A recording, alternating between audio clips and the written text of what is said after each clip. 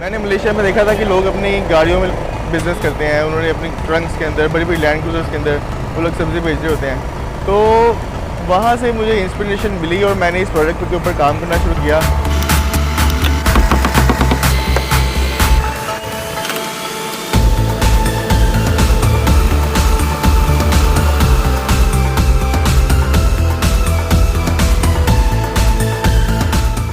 अपने student times में I used to work for Starbucks and वहीं से मेरा कॉफ़ी में इंटरेस्ट डेवलप हुआ था। I was about to sell my car, then I thought of this idea. Within 2 weeks मैंने इसकी इलेक्ट्रिसिटी और इसका जो वाटर सप्लाई का सारा सिस्टम है वो मैंने इसके अंदर इंस्टॉल कर लिया था।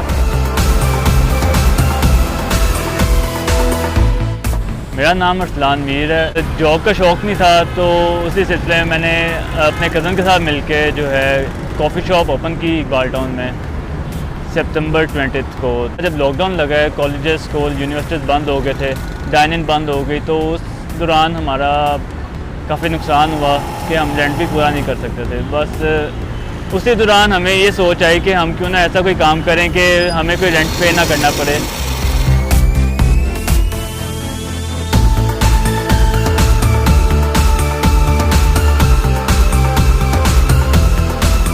हमें ये एरिया काफ़ी अच्छा लगा गुलबर्ग कि यहाँ की जो आवाम है वो भी कॉफ़ी एडिक्ट है, कॉफ़ी लवर्स है यहाँ पे।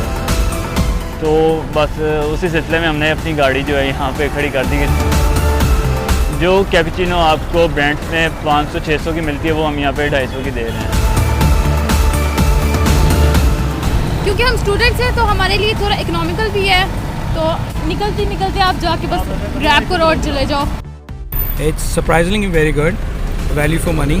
We support small businesses, so I think we give our support to him.